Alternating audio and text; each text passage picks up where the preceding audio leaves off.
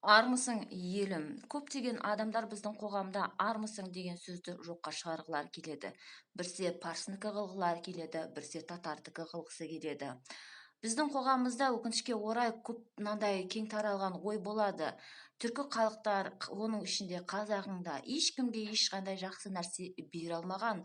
Тек қана түркі халық басқалардан бірдеңе ала алған деген сияқты. Сондықтан біздің тілімізде парсы сөздер көп, арабша сөздер көп деген сияқты. Бірақ бірде біреуінің басына кіріп шықпайды. Бәлкім ол сөздердің барлығы парсыша емес шығар. Ол сөздердің барлығы арабша емес шығар. Бәлкім ол сөздер түркіше шығар.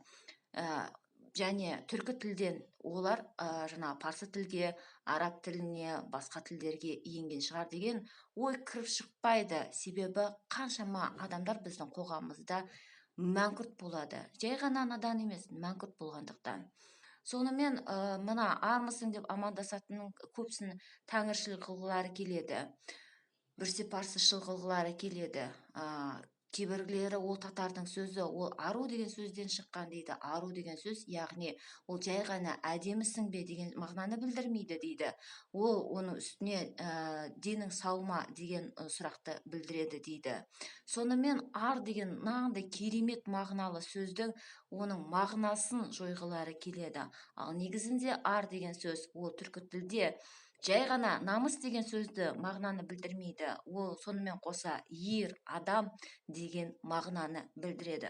Сонымен ата-бабаларымыз біздің армысың деп амандасқан кезде, еркекке ол сұрақты қойған кезде, ей, сен еркексің ба деген сұрақты қойған, батырсың ба деген, және еркек намысы бар адам, иә, мен армын деп жауап бере алған.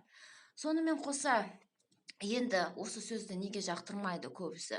Себебі отаршылықтан өткен елде ары күмәннің астында болады. Маған ол сұрақты қойған кезде, армысың деп менімен амандасқан кезде, мен армын деп айта аламын. Себебі мен қазақтың жағдайын біліп отырмын, және білгендіктен оның барлығын жасырмай айтып жатырмын. Ұйғырдың тағдырын біліп отырмын, және оның да тағдыры туралы айтып жатырмын. Ымдап айтсам да әйтеуір айтып жатырмын. Осы ар деген нәрсе адам болып қалу, ерлік жасау деген мағынаны білдіреді. Сонымен сіздерге сұрақ қойған кезде, армысың дегенде, сіз армын деп жауап қайтара аласыз ба? Аман болыңыздар.